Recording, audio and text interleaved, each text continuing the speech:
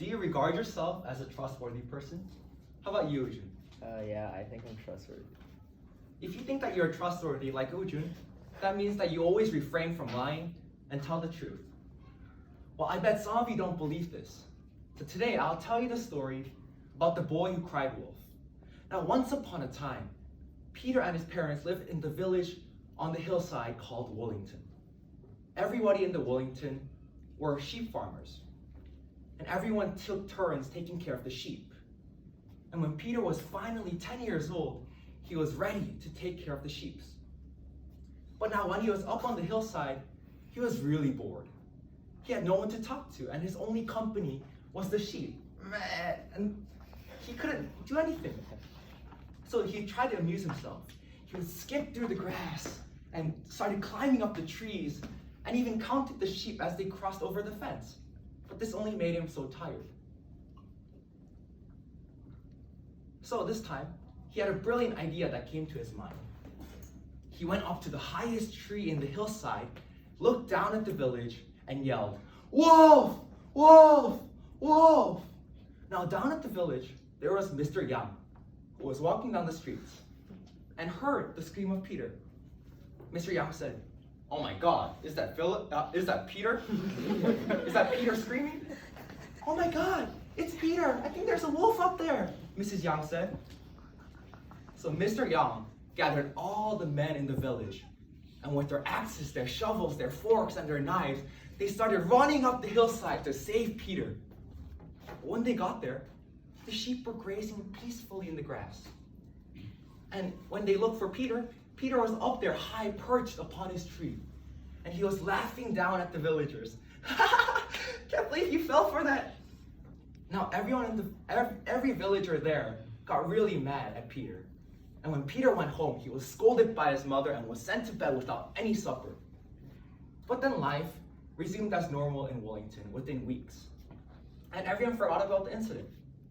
But then Peter's boredom got to him again. And this time Peter picked up some sticks from the ground and started hitting them together and yelled, "Wolf! Wolf! Wolf!" Now of course someone down at the village heard this. And he gathered all the men in the village, and with their axes, their forks, their hoes, and their forks, they started running up the hillside to save the herd from the big bad wolf. But when they got there was no wolf. And Peter was up high in the big rock, laughing down at the villagers. "You fell for it again." This time, the villagers were very, very mad at Peter. And when Peter went home, he was scolded even harsher by his parents and was sent to bed without any supper. This time, Peter promised himself that he will not lie to the villagers ever again. But then one afternoon, he noticed something very weird happening on the hillside.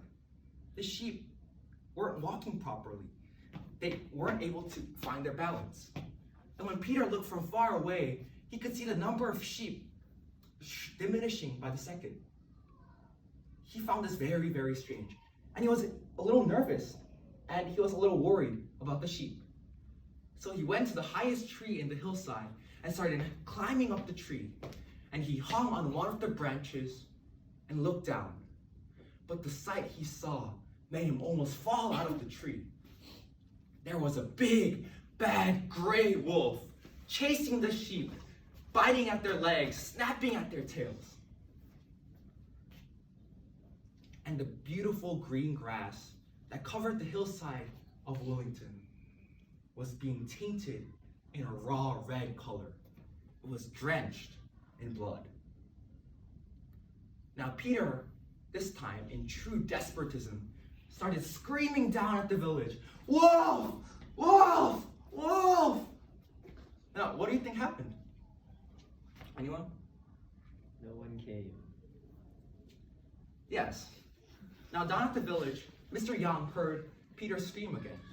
And this time he said, "Oh my God, it's that Peter again. I can't believe he didn't learn his lesson." And Mrs. Yang said, "Oh my God, he never learns his lesson. Don't go help him this time, husband." So Mr. Yang was very mad as well. So he didn't gather any of the villagers, and no one went running to Peter's aid. And all the tools were left in the shed. And until the boy who went to take the turn from shepherding from Peter, no one was up there. And when the boy was up there, finally, he saw dead sheep bodies strewn all over the beautiful grass. He said, "Oh my God, what happened here?" But it was already too late. And Peter was whimpering and crying quietly upon this tree. But Peter had finally learned his lesson, but in the hard way. If you want to be trusted, you must always, always tell the truth.